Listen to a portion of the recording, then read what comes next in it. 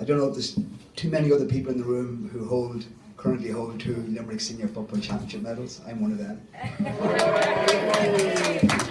I actually went to college in Limerick and I actually coached the Limerick Senior Football team for 2 years. So I have a big, no matter where I've gone in the world, I've talked about the wonderful city, and it's so sad for so many years, and it's nice to see that changing. I've never met more. It was a transformative time in my life to come to Limerick. I was welcomed with open arms, and it's a city that I have very, very fond memories of. And what a I drove in looking for Children's Road where I lived on. I said, holy Moses, where is it? It's gone. It's amazing, the transformation. So I'm going to talk for 15 minutes on healthy aging and the role of physical activity. And I suppose we start with what health is. And if you look at the World Health Organization, they talk about a state of complete physical, mental and social well-being. And we keep using this term well-being. And when I think of well-being, I think of a number of different facets.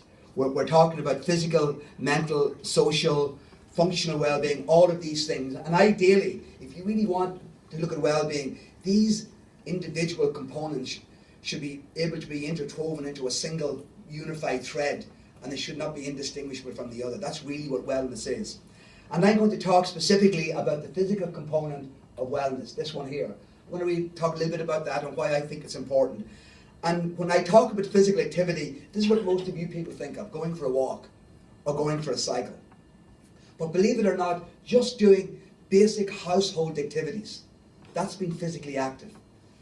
The thing that's killing society, and particularly elderly people after they retire, they become sedentary. You spend the vast majority of the rest of your life sitting. And that's the one message, the key message I want. Physical activity is anything above resting level. So if you're sitting, you're not physically active. If you're standing or doing anything else, you're physically active. It doesn't mean you have to go for a run or a walk. It just means you're moving your muscles. And there's 2 key messages from my talk this morning. This is the first message, is that exercise is medicine. And I don't know if there's any physicians here, but I don't want to disappoint you, because if we could package the known benefits of exercise or physical activity in a pill, it would be the most prescribed wonder drug on the planet. There would not be a need for a lot of other drugs and pharmaceutical interventions. And I think far too many elderly people are being treated with polyclinically, giving them multiple medications. And I think exercise can alleviate many of the same symptoms and problems. And the thing about exercise, it's important at any stage in life. That has already been alluded to this morning. Exercise is medicine at any stage in life. And I'll show you some evidence for that. The second key message that I want you to get from this, and this is a very important slide, this looks at your health. So this is people who have low health, very good health, people who are low active and are highly active. And as you can see, if you take a look here, this is levels of physical activity. If you go from being low active to high active, okay, you get tremendous bang for your buck very quickly. The people who get the most benefit, so this is health risk. So you have a high health risk here, you have a low health risk. So if you do a little bit of exercise, say you go from here to here, your health risk decreases by about 50% just by getting up with your backside and going out for a 10-minute walk. And if every single person in this room left their front door and walked 5 minutes from the house and 5 minutes back every day, the impact that would have on your life would be amazing. That's the type of activity I'm talking about. And that's a very, very important message, because all of us, from the moment we're born, we're genetically programmed to age. You cannot defy the march of time. And that's just the reality of it. All of these physiological and genetic processes occur in the body as we age. But if you look at dementia, and not every individual who ages will develop cognitive impairment, but quite a substantial number will, particularly those who are over the age of 80. Almost 50% will develop some form of dementia. And if you look at the Irish population and look at what's happening, we're going to have a tremendous surge in the number of people who are going to be living to that age. So the likelihood is you're increasing the risk, but exercise can alleviate that risk. If you take a very, very simple study, this was a study looking at remission, clinical remission, in people who were clinically diagnosed with depression. And compared to people, controls, who walked around 11 minutes a week, people who walked 80 minutes a week, the control group who didn't walk, people who walked, these are people who are diagnosed as clinically depressed. If they walked 80 minutes a week, 26% had remission. If you walked 180 minutes a week, 41% had remission. That's the same as drug and cognitive behavioural therapy combined. That exercise does the exact same thing. Why would that be? But every time you go to exercise, all of these wonderful things happen in your brain. And because of that, that improves your coping and gives you feel good about yourself. And in addition to that, as we age, we talk about cognitive impairment, it allows you to retrieve, process and store information. That's simple, because think about it, your brain is an organ, no different to your heart or your skeletal muscle. Why would it not want to be exercised on a daily basis? So what happens as we age? As you can see, this is our functional capacity, and functional capacity decreases as we age. That's genetically programmed because of our genes. And this is someone who's physically active all their life. They're going to lose that physical capacity, and we all know that as we age. We're all getting there, unfortunately. The problem, as I already alluded to, is this. We are spending far too much time sitting. And as soon as you sit down, you might as well be sitting in the space station, because you've shut off the electrical activity in your legs. Your caloric expenditure has dropped by around 90%.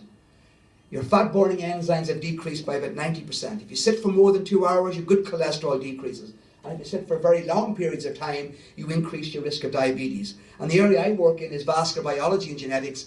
Your cells, the lining of your blood vessels, change their shape within 72 hours of not being physically active.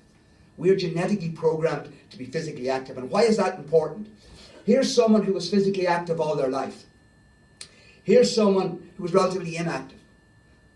At some stage in our life, we're all going to cross what's called the frailty threshold. And the frailty threshold is you cannot exercise at 4.5 times your resting level. Okay? And there's a simple app called Move Your Met, which I developed in collaboration with Irish Life Health. If you download that app, you can actually measure your Met, your functional capacity. But every one of us, at some stage in our life, are going to cross that. And the two examples I have here, one person is going to cross it at 65, the other person is going to cross that frailty threshold at 90. Once you cross the frailty threshold, you've lost functional independence and you've increased your risk for morbidity and mortality. So the key thing is, we don't want to live forever, but we want to be healthy. And that's a very important message. So you have it. You can decide where you want to cross that frailty threshold. If you want to sit every day and watch Coronation Street, which I wouldn't recommend, okay? My advice is you have to do some form of activity. Now, there's lots of different types of things that we're told to do. I'm going to focus on one today, but let me just explain to you what you should think of in relation to health and fitness. So the health-related components of fitness, basically health-related fitness is a state of well-being that should reflect your ability to perform specific exercises or functions and is related to both your present and future health. And when we talk about health-related fitness, that's very different to sports-related fitness. There are 4 components of health-related fitness. The first is cardiovascular, that's your heart and lungs. The second is maintaining muscle mass as you age. And that's what I'm going to focus on just for a few minutes this morning. It is hugely important. The third is to maintain flexibility. And the fourth is to maintain functional strength. They're hugely important as we age. Just for a moment, I'm going to focus on maintaining muscle strength, which is hugely important. Between the ages of 40 and 70, if we're not physically active, you're going to lose 8% of your muscle mass per decade. Okay, between 40 and 70. After 70, you lose 15%. Let me give you a simple example. If you go into a hospital and lie in a hospital bed for a week and not get up, you've aged 15 years. Your muscles have aged 15 years. Think about that. Think about all the retirement homes in this country where people sit day after day after day. And then we wonder why they're becoming more immobile. Their muscles are atrophying. So that basically we are programmed, if we don't use it, we lose it. And the problem is when we lose our muscle, something called sarcopenia. And sarcopenia is basically a syndrome that's characterized by a progressive and generalized loss of muscle mass and strength. And along with that, you get frailty, you get cachexia, wasting of muscle, you get starvation. This is a syndrome. And here's what happens. As you age, if your muscle mass decreases very rapidly, you develop something called osteopenia.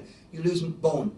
You develop sarcopenia, you lose muscle, and you lose dynapenia, is the ability just to generate force, to lift something or to walk up a flight of stairs. And with that, okay, you get all of these things will impair your functional capacity, and it will compromise your balance and will increase your risk for osteoporosis. So basically, in effect, if you lose muscle mass, you will develop physical disability and diminished quality of life much, much faster than others. And I can give you a simple example. There's an individual just showing the quad, the muscle in the front of his leg, and this is an MRI. It's just taken right through the middle of the quad. And if you take a look here, the black part is the muscle, the white part on the outside is fat, and the middle part, the very middle section there is the bone right in the middle. You can see it there, there's the bone. This is a 70-year-old male. Now what I want you to notice here, get this to stay up. What I want you to notice, every time I move this, you can see the fat here on the outside. Lots of fat. But more importantly, look at the fat in the middle of the muscle. That's a 70-year-old sedentary man. This is just astonishing. That's a 70-year-old triathlete. You can maintain an enormous amount of your muscle mass. Let me just share with you one study. This was a study of a very good friend of mine, Maria Fiataroni, when she was at the University of Pittsburgh. She did this study, and it was published in the New England Journal of Medicine. She took 100 frail male and female living in long-term care facilities. Their average age was 87. And she put them on a 12-week, high-intensity strength training program. And what did she find after 12 weeks? She found a 113% increase in strength, 24% increase in gait speed, which is one of the best predictors of morbidity and mortality, and a 28% improvement in their ability to climb stairs. And I was involved in another study at Pittsburgh, and it was an all-female study, 28 women, and they all wore nappies, sitting in a long-term care facility. And the reason they couldn't get up to go to the bathroom, they had to wear the diaper or nappy, is because they didn't have the functional strength in their quads to get up to go to the bathroom. In 15 weeks, all but 2 of them, after doing it, were able to do that. There was no drug could give them the sense of ownership of their life and quality of life again. So don't underestimate the importance of physical strength. And I really want to allude to women who are here, because it's totally underappreciated in women, because you don't develop the same amount of muscle mass as men, and women lose their muscle because they have less. They'll cross that frailty threshold much earlier if they don't maintain the mass. And we know with women, we know that doing simple exercises will improve your strength and lean body mass. But in addition to that, maintaining your mass will improve your metabolism, your cognitive function, your bone mineral density, and your insulin sensitivity, and will decrease your risk for a host of other. It'll decrease your fat mass, your risk of diabetes, back pain, blood pressure. So I really want to impress upon you. Now, I'm not asking you to go out to the gym in the morning. Most of you have the internet. Go into the internet. And there are thousands upon thousands of simple exercises that you can do at home to maintain your muscle mass. So that's the message I want really to give you. Maintain your muscle mass. It's very important as you age, because you want to delay the time to which you will reach that frailty threshold. And I just want to finish, because it was alluded to this morning. Someone mentioned Heart Smart. Well, that Heart Smart actually started at DCU a decade ago. And it's now called MEDEX. And MEDEX stands for medical exercise. It was Heart Smart because initially it was only for people who had coronary artery disease. It's now a community-based program for people with chronic conditions. When they come to DCU, it's open every day of the week, and we're now developing a home-based program for those who can't come the distance. And we're actually doing a research study funded by the European Union where they work in clusters of 5 houses. They all work to an avatar in front of them on the screen. They get in the computer and they all communicate with each other, 5 people in 5 different homes at the one time. And you'll see why that's important. So basically what MEDEX is, it's a community-based integrated program, and our philosophy was to transform the lives of people with chronic illness through physical activity-based rehabilitation. So we look after the physical, psychological, social and emotional health. We do it in a very, very integrated way. And we get people with a host of chronic conditions, from cancer, COPD, dementia, peripheral arterial disease, you name it. We are now the largest centre of its kind in Europe, and we think in the world. We get 700 visits a week. We have 39 consultants in the Greater Dublin area. In fact, we have now reached our capacity. We have to build a new building. We get 700 visits a week. And we have day and evening classes. And when they come into our facility, they get a baseline battery of very, very simple tests. Very simple. No fancy lab-based work. And we've just done an evaluation using these tests for the HSE, and the results are astounding. They then we have it in the same facility as our elite athletes, because we want the people coming in feeling that they're normal and not abnormal. And they can be in a treadmill. I remember a few years ago with a person with an oxygen mask on a treadmill, and Fanula Britton, the European cross-country champion, was running beside the person. What a wonderful message. Okay, instead of taking them into a facility that says, you know, disease, disease, disease. So they do individual and exercise classes. And to finish off, and it's already alluded to, the main reason that they continue to come is not for health. It's because of social interaction. And for many of them, that's their twice a week. When they get out, they're living on their own, and they cannot wait to get to DCU because of the social interaction. And that wonderful opportunity to meet both the students in our program, the athletes in the university, but many of their wonderful friends. And I think that should be a model for Ireland. And hopefully the HSE will buy into this. But it takes wonderful people, and Catherine Woods was in DCU, she's now down at UL, and she's amazing. So I'm delighted to hear that she started Heart Smart.